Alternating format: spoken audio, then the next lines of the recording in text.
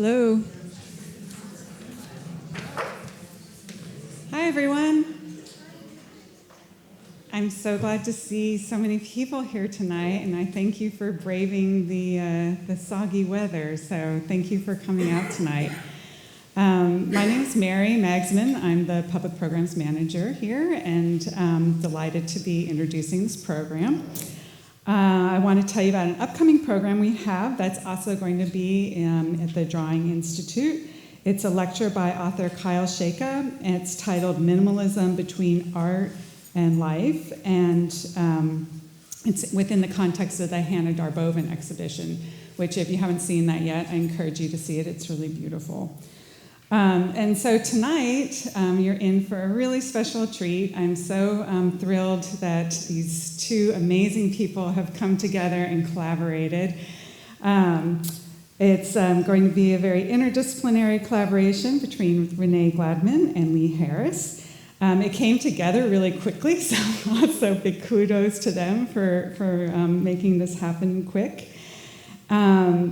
So Renee Gladman is a current Menil Drawing Institute research fellow, and this is a fellowship that's offered by invitation and intended for scholars, conservators, artists, choreographers, writers, or others whose practice pertains to modern and contemporary drawing. Renee is a writer and artist, and her work is around ideas on crossings, thresholds, and geographies, and how they play out in the intersection of writing, drawing, and architecture. She's authored 14 published works, and as well as 3 collections of drawings. And she's exhibited her work throughout the US and across Europe. Her recent essays and visual work have been in Poetry Magazine, the Paris Review, Gulf Coast, Granta, Harper's, and Bomb Magazine. And she's gotten fellowships, artist grants, and residencies from the Radcliffe Institute for the Advanced Study at Harvard, the Foundation for Contemporary Art, the Lannan Foundation, and KW Institute for Contemporary Art, and won the 2021 Windham-Campbell Prize in Fiction. Lee Harris is an independent and interdisciplinary artist, a creative soprano, performer, composer, improviser, filmmaker, writer, singer, songwriter, researcher, and educator from here in Houston. So you can see they both do lots of different things. She uses voice, theremin, electronics, movement, improvisation, meditation, and new media to explore healing and performance living. She has a master's in vocal performance from the Manhattan School of Music and a deep listening certification from Rensselaer Polytechnic Institute. She's received a Guggenheim, a Brown Foundation inaugural affiliate fellowship for the American Academy in Rome, and the Dorothea Tanning Award for Music and Sound from the Foundation for Contemporary Art. And she just had a big show at Marfa Ballroom, which was really cool, and I was happy to have the pleasure to see.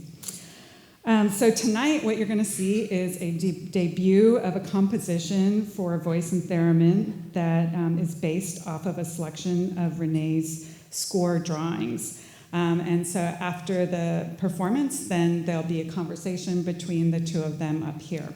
I want to remind you to silence your cell phones and enjoy the performance. Thank you.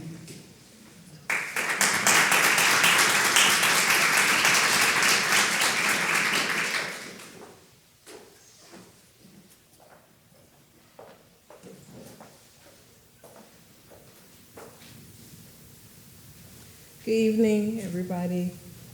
Thank you so much, Mary, for that introduction, and your help and Tony's help and everyone else for getting this room together.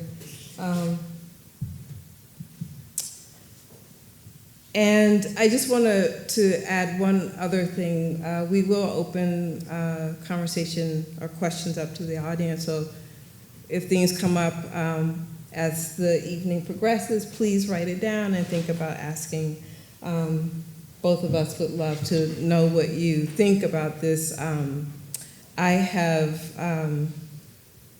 well, I don't want to say what's in my talk, but I just quickly want to say that this is a new experience for me as well. I have been making scores for a long time and have talked to other artists or architects or whatever about the possibility of these scores, and maybe once or twice had, someone, a friend over who, entertained the idea of playing the scores, but I have never done this before, so I'm really excited, and I actually don't know what Lee is gonna do, so I feel as fresh as you do. So thank you for being here, if I didn't say that. Before I begin, I want to extend my deepest gratitude to my colleagues at the Menil Drawing Institute for their support during my time here, for not looking at me too strangely when I said I wanted to study portals, for entertaining my probably excessive curiosity about the minutiae of art storage or curatorial practices, for allowing me to turn my office into a studio. My time here has been beyond extraordinary, and I want to thank the wider Menil community, many of whom have been so warm and engaging, brightly sharing the nuances and perplexities of their respective fields. I extend a special thank you to Caroline Philippone, photographer for the Menil collection, for generously photographing and editing the 11 scores I will soon show you. And lastly, thank you to my partner, Danielle Vogel, whose calm and vigilant belief in me always helps me get closer to the things I want to say. And to Lee Harris, whose presence and work and conversation this evening are a total and utter gift to my practice. When I say I came here to study portals, even though you're not looking at me weirdly, I still feel like I should explain what I mean by that. I don't want you to think I'm saying portholes, the small circular windows you find on ships. Rather, I am saying portals, which are throughways. One of my favorite definitions for this word, which I found on Merriam-Webster the other day, denotes a portal as the whole architectural composition surrounding and including the doorways and porches of a church. The church part is not relevant here except for perhaps to support the idea that one may cultivate a devotional relationship to space. However, what is relevant, or at least provocative, is the idea of the whole architectural composition as if the entire building itself is a portal. I love that a portal could be something so large, but equally love that a portal could be a slight marking on a wall. I see portals as occurrences that draw one's attention to a variation or shift in the environment, any environment, in the physical world, in a paragraph, on the surface of a drawing. A variation that suggests that there is more to the surface layer of what you're seeing, that things, buildings, objects, thoughts, sentences have an underground, a deeper or further interiority illegible to current means of looking or speaking or entering. The portal shows the rift, but also provides a way to think relationally about what is present and what is not present. It allows one to exist in some kind of interplay with non-presence or non-visibility, to improvise, invent, or fictionalize a crossing. I don't think you come away with knowledge when you move through a portal. It's more like you gain a vaster sense of the elasticity between things, more questions, more space to ask them. To work across disciplines as I do, to connect language to body and space to color and sound to line and walls to paragraphs, there have got to be portals. So I came to MDI to seek out these portals within certain drawings in the collection, and did in fact find them. More on that at some future date. But the portal that most enthralled me turned out not to be a drawing, but rather Max Newhouse's sound figure, an installation that encompasses a small section along the front entryway to the main Menil building. A secret portal, almost, because while I've observed many visitors stop to photograph the Michael Heiser's sculpture that hangs nearby. I have never seen anyone take notice a few feet later when they enter, then exit the realm of Newhouse's sound figure, which in a 2008 interview he appropriately describes as an invisible sculpture. What I find most moving about the Newhouse installation is the physicality of the sound it produces. It's a slow taking over of immense, nearly imperceptible magnitude, a sublime droning warmth that alters you as you stand within it. During one of my visits, I realized something quite profound.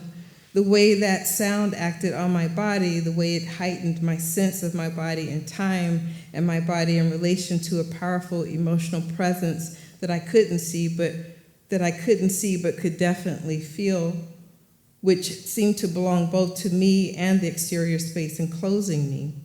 I found that this sensation approximates what it feels like to draw into black paper with my white pigment pens and my pastels. Space moving in a low, rumbling awakeness that somehow knows you before you've made your first gesture. This was sound emitting from place. The black paper drawings I've been doing for years, which bear my scores and my maths, are also interested in place, a place of elsewheres that exists outside our current frames for knowing. These are fields full of presences, hidden histories, untranslatable facts, and uncategorizable materiality that is the essence of blackness. They are scores because there is a hope, a trust that sound travels farther and with greater freedom, that it can enter these unknowns without violence and bring something back that wouldn't make the unknown known, but rather would bring us closer to locating the lush fugitivities within ourselves. Over the past 2.5 months, I have made a series of drawings for sound, scores for elsewhere, with the intention of handing them over to the brilliant, multi-talented, world-renowned artist and performer Lee Harris, and asking her to expand these black fields. Before I do that, I want to introduce these drawings.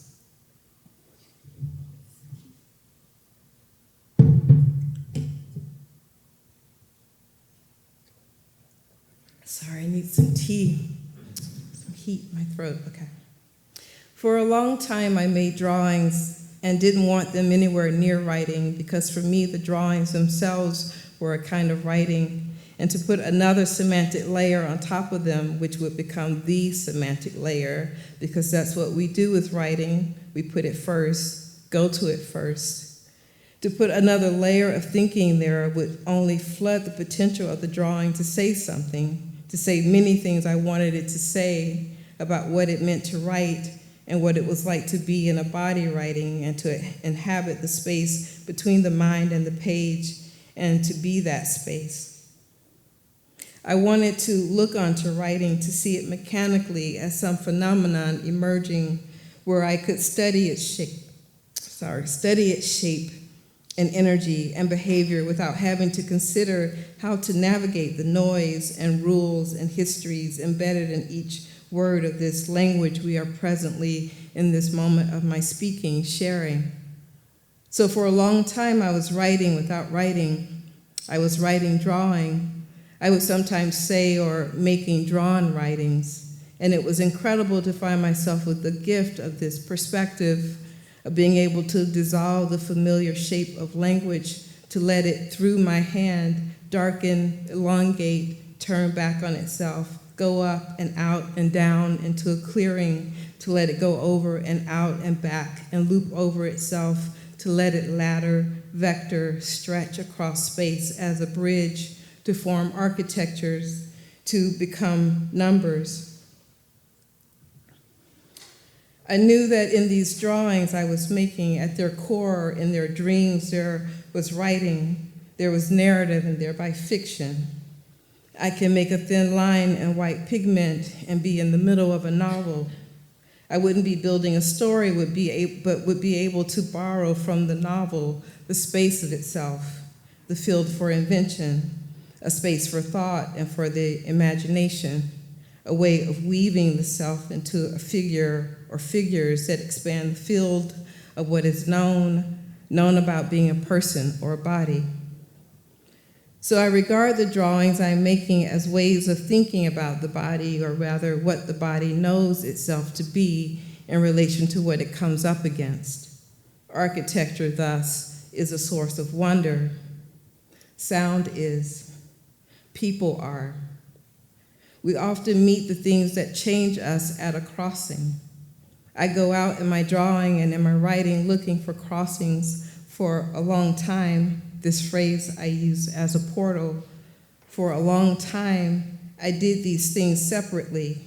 I didn't want them to share the same space outside of the material fact of the drawings, first being a kind of writing, then later becoming something else, something more than writing, but still encompassing writing as a part of its lexicon.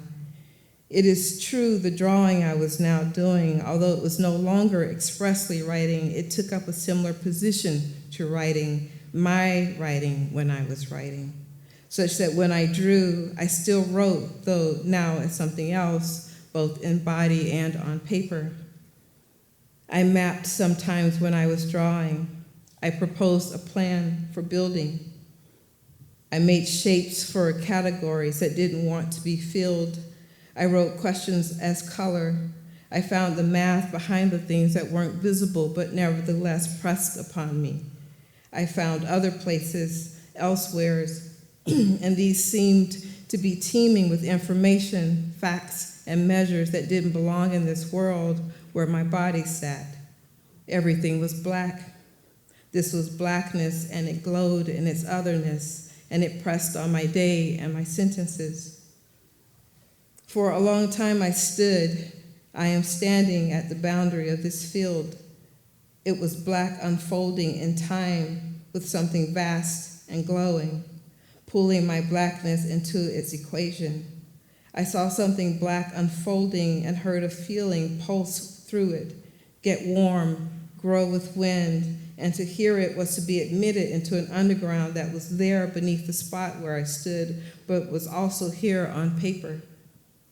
It was space roaming around its own thinking and carving out a hollow for the body, a black body inundated with color. Space was a black field unfolding in time with something fugitive, and it was slow and rumbled and lifted and was amethyst in nature, was salmon-colored, was broadly orange. I stood in something glowing. It was blackness knowing itself. It happened in forest green. It happened in yellow. A vector crossed the field in purple. It caused a threading. Something rippled blue with a tiny city. I pulled an X squared out of blackness. I found DV. I found PPP. An X cubed times parenthesis C plus C. This was something squared, then inverted with the moon hovering over. The arrows said wind, said warm, said go up and out and down into a clearing, said warm alone. This was darkness glowing. The black field was a confluence of unknown things. Did I say we were in a drawing? We are in 11 drawings, and I feel something. For a long time, I stand here not writing. For a long time, not wanting, knowing for just as long. It is a black unfolding, utterly unknowable, but wanting a presence, wanting to give us something, wanting us to reach, something wanting to be warm and unknown and nested within the deepest black, a roving blackness, glowing, something humming in color. What do you do with this when you are drawing? You try to make a portal for someone else's wondering. Making a portal for another Black woman's wondering is one of the most important things I've done in my half-century of living, and I can't wait to see where she takes us. At this time, please help me welcome Lee Harris into the Black field.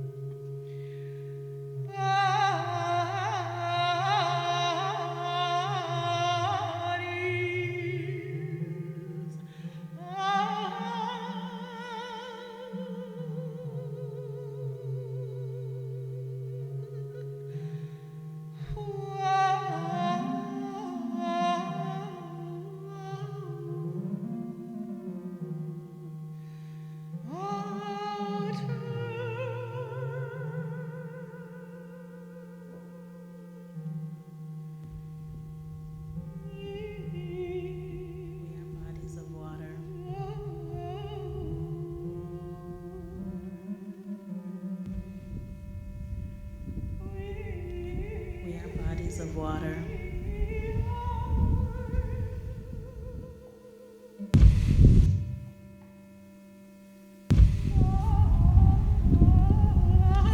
We are bodies of water.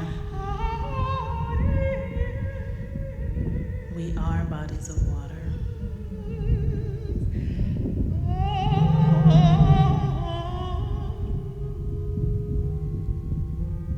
Close your eyes.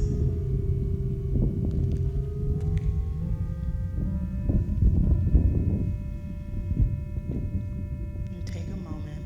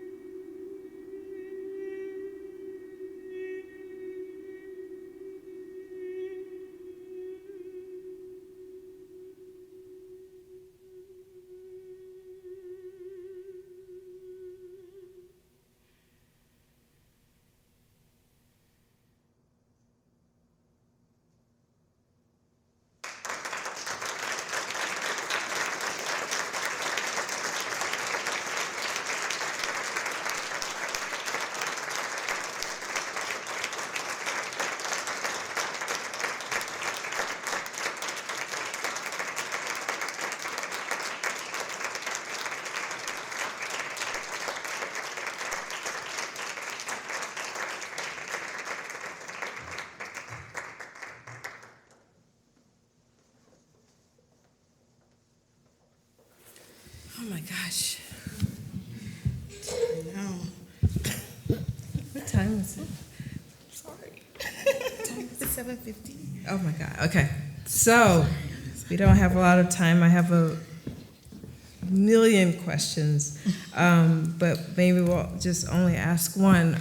But thank you so much for that. I can't even begin to express how. I'm sorry. It's okay. Sorry. It was really wonderful. So Thank you. maybe we can just begin, because I would imagine people in the audience are sort of interested, like that amazing thing happened. I showed a bunch of drawings, and maybe people are wondering about the connection, or like the way that you sort of navigated the work, or like what you did to, or experienced, or read in order to compose that piece, or whatever you want to talk about. Totally. Yeah. Thank you. I just want to say thank you, because I didn't get to say it before I performed. But thank you, Renee. And thank you, Mary, for introducing us. This has been a portal indeed, eye-opening, and soul-expanding experience for me. Just to think about, to just delve into your scores, which are incredibly beautiful. Y'all are seeing them here in the 2D, but they, in person, they're so strong. They're so strong, and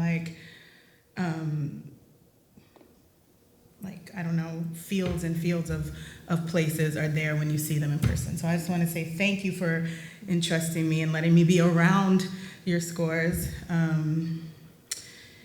Yeah, so that's just my gratitude. But if y'all have any questions, or did you ask me a question? Yeah. Like, okay. How did you?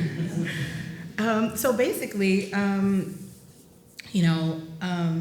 Renee has these series of drawings that she's been working on, and I came to visit her and the drawings in her studio, so I could get up close and personal to the material, and I got to ask a lot of creative questions about, what drew her to the paper, and the paper is really particular. It's very special quality to it. That the colors have any meanings there, for her. And so a little bit of our collaboration, although it's been,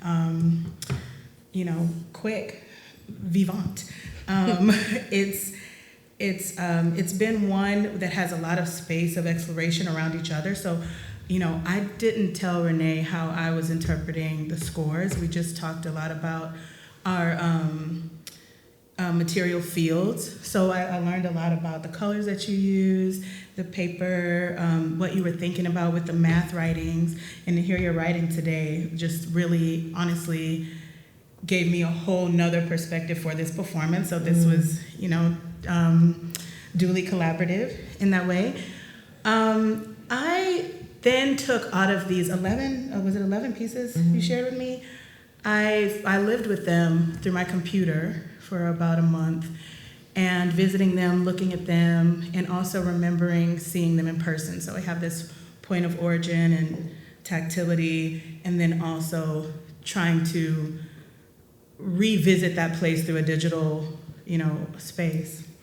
And then I narrowed down to just so I could be familiar and kind of familiarize myself with the place or language of Renee and these math drawings. So then I narrowed it down to 3 particular scores, and really was able to focus on those as far as building out this performance piece. It's like a kind of a synthesis. And that happened. And you want to talk about any one of them? Yeah, sure. Let's talk about, you have the thing. Let's talk about this one. Yeah.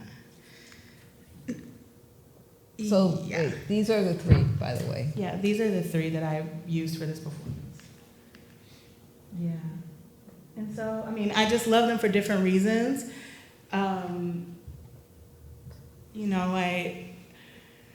For me, the essence of Blackness, which we were talking about in our conversations, is really evident in these works, and the celebration of the Blackness against these like really bold, fluorescent, and a little bit super primary colors. They're like primary, but they're super primary. So that made me feel a kind of fundamental kind of energy about being in space and about being like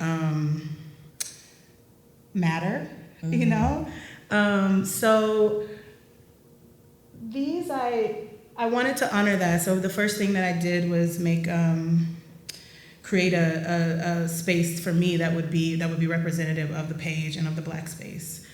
So y'all heard that when you came in earlier, and then also I started and ended the piece with this kind of atmosphere that also, in so many words, had a process for me to get to that. That was mimicking our process of arriving here today, like, seeing something happening in person and then remembering that and kind of referring to a 2D compression of a memory and then expounding, like re-inflating that again. That's how I made that sound piece, and I let that be it's not even a background really. It's not, Black is not a background in your work. That's the interesting thing about it. It's pervasive, and you can really see it through the, through the acrylic? Not the acrylic, the pastel. You can really see it through the pastels, like where it smudges. You can see the Black kind of coming through. So, but it's not even, to me, it's not even like it's coming through. It's like it always was there. So I was really trying to share the space in this performance with the atmosphere, the Black atmosphere and beingness, and also share that space with color and finding different color variants from that. And I say that now to you all and saying sharing of a space, but the Black space is dominant. It colors everything else, and also everything is absorbed by it. So it kind of is like a spitting out of itself and the consuming of itself back. And that's the thing that I was feeling. Maybe because we don't have much time, does anyone have a burning question out there? So if you raise your hand, I'll bring a mic around. Roberto has a burning question.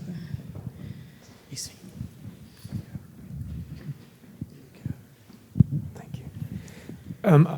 Given that there's two different formats, one time-based and one two-dimensional and spatial, I was just wondering how fiction works for both of you. Because fiction is the place, Renee, that you say is that borrows spatially for invention. But it seems to me that fiction is also a place of dwelling for Lee in the way in which you're able to activate either a kind of persona that is in this landscape of sound and frequencies that is sort of in not a one-to-one relationship, but in some kind of oblique relationship to the drawings.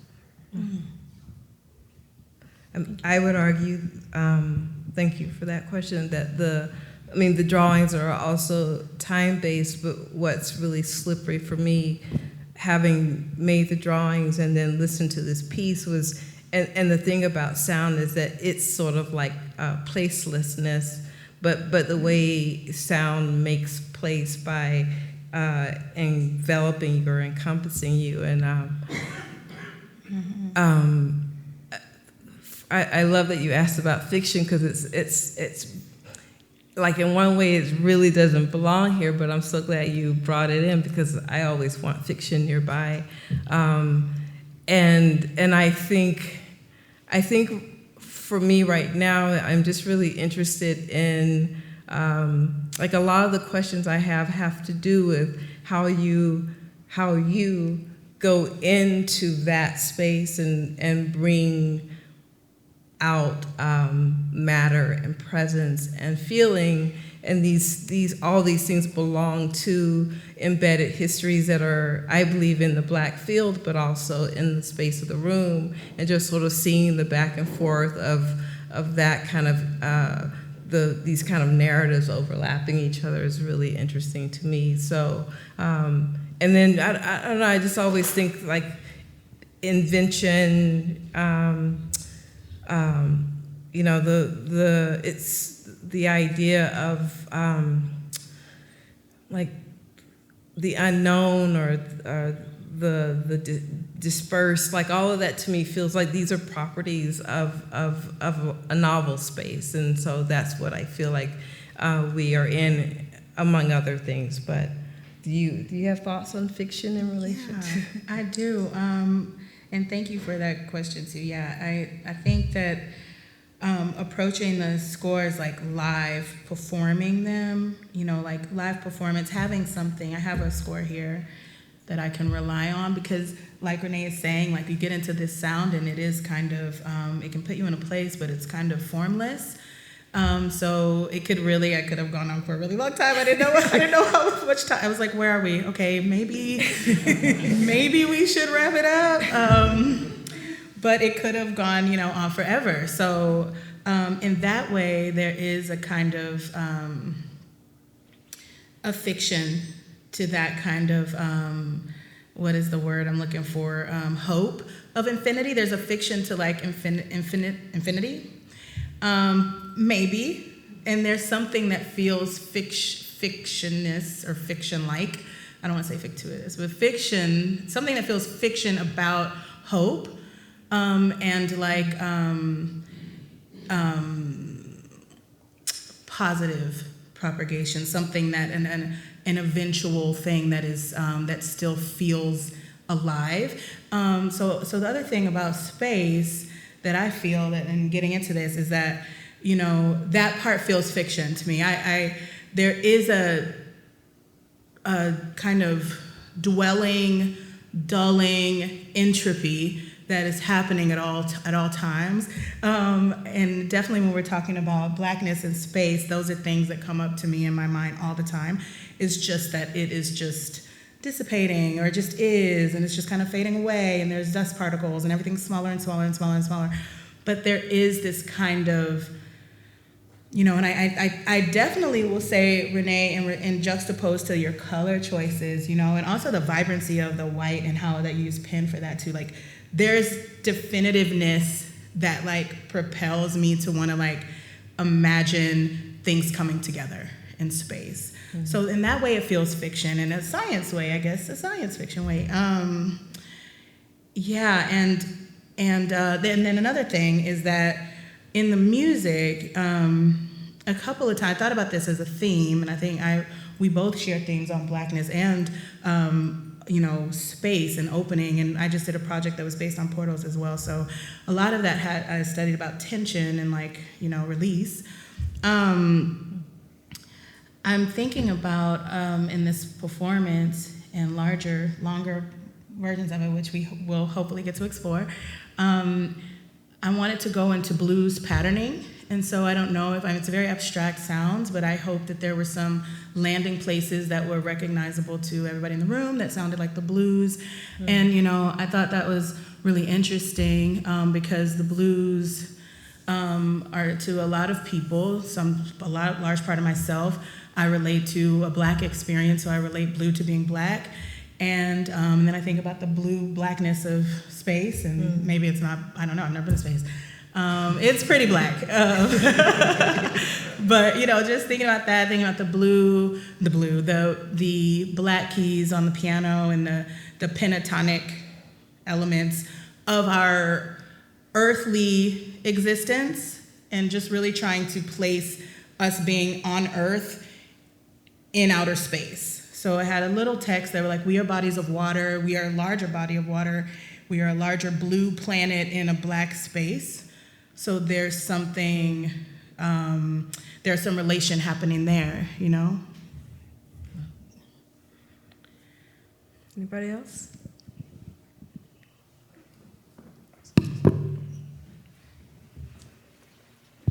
Thank you. I have a question that maybe approaches what Roberto was asking, but maybe using different language. So looking at your work, Renee, I think of the tradition of asemic writing. But then I'm also thinking about how when you call these drawings scores, that activates something in them that does something both to asemic writing and our understandings of it, but also it kind of upsets a typical way that we treat a score, which is a kind of language that is designed to be read or interpreted in a very particular way. And so I was wondering, I guess for both of your perspectives, the way we might think about interpretation in this case, both in terms of like the interpretation of writing of a text, but also of a score. And just kind of one other thought attached to that, there's a way in which when you kind of take a bit of asemic writing and refer to it as a score, it kind of treats it like a portal in which interpretation or communication is kind of deferred and waiting for an interpreter, for Lee to come along to kind of unlock a way of approaching it. But it seems like it's one in which the text is not necessarily interpreted in a definitive way, but kind of translated. So you can see I'm kind of grasping at language to kind of describe the process, and I would love to hear both of you talk more about the kind of logics that you use to approach this new kind of asemic / notational graphic language. Can you say, what word are you saying, asemic? Yeah. I don't know this word. How do you spell that? ASEMIC. Oh, okay. Yeah, so like writing that looks like writing, but is not, Okay. meant to be interpreted as textually. ASEI? ASEMIC. Okay. Which I generally have a small issue with, just because I get stuck on the idea of if asemic means sort of like without meaning. I feel like I'm losing a lot in what I'm trying to do.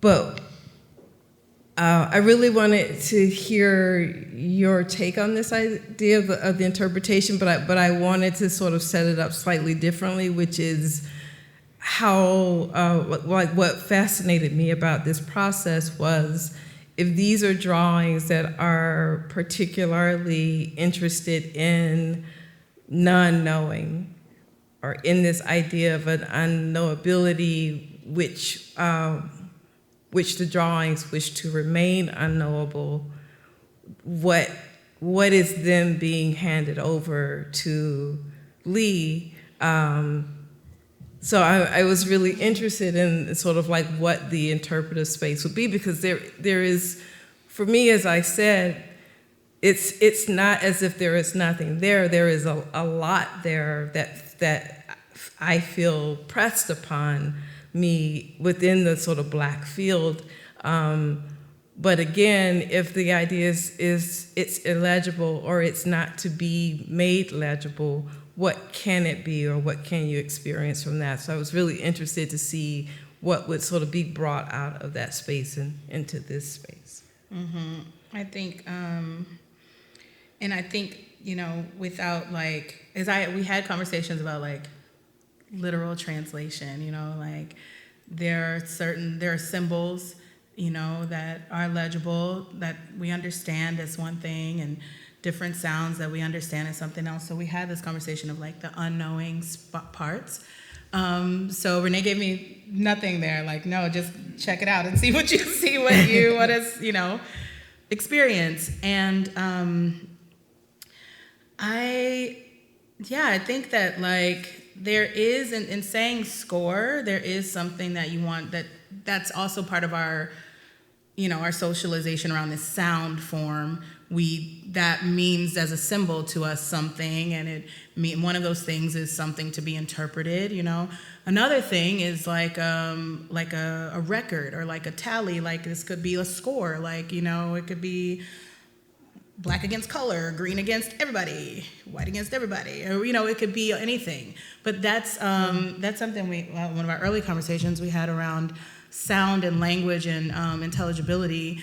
And I was very wanting to have an indescribable, untangible language for this performance as well, but also giving over to the moment, as I am an obedient performer in that way. When the words want to come out, I will say the words, and I will make the sounds and make the forms that want to be present and that appear, and those shapes can appear. Now, then there's another step of interpretation with how you receive that. It still may sound like I'm speaking English to you right now, but could not be. It just could be a randomization of sound forms in a sequence that remind you of something that you think you know, but really I could be talking in a completely other logic or code. And so I think that is really interesting to me when I'm using voice in performance, because the voice is very tricky because we use it so much as a way to vocalize our consciousness. It's been a really interesting process in how to use the voice to unvocalize consciousness and also to vocalize unconsciousness, but with the tools that we have, So that I think is a great question, and I think that's the whole point. Yeah.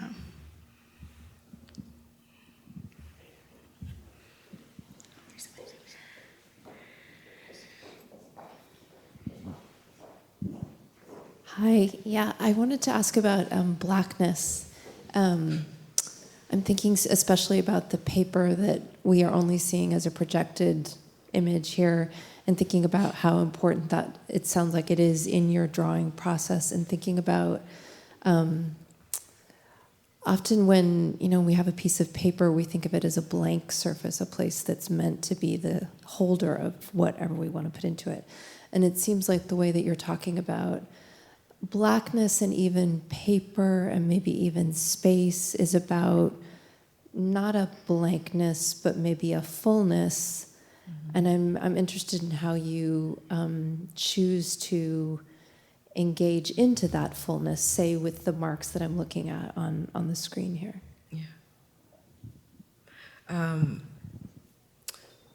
There's a book called Thought in the Act by Brian Masumi and Aaron Manning, who are Canadian philosophers.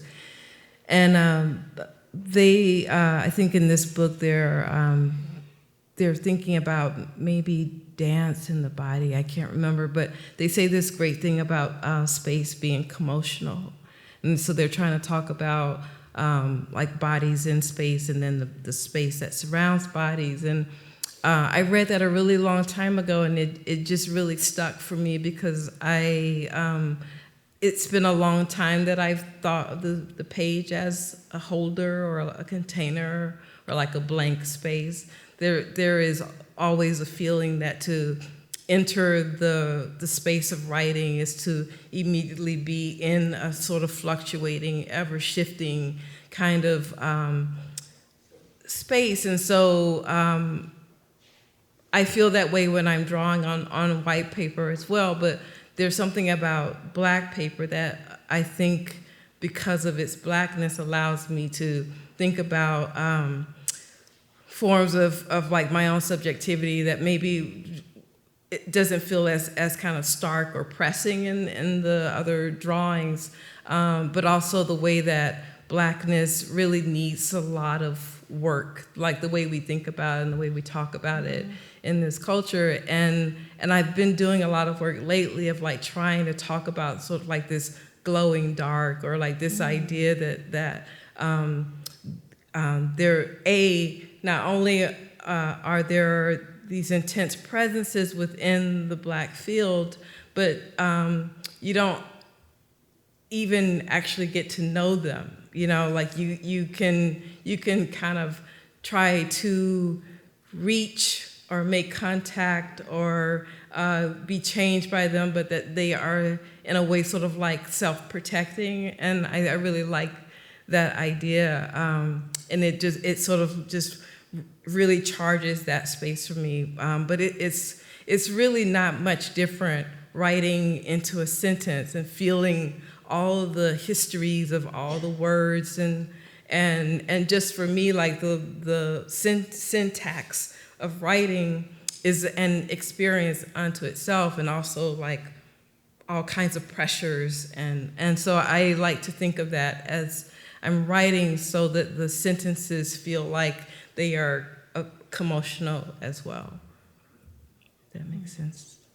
You have thoughts? I like that. I like that commotional. Yeah. Me too. Should we close up? Okay. Thank you all so much for coming. Thank you.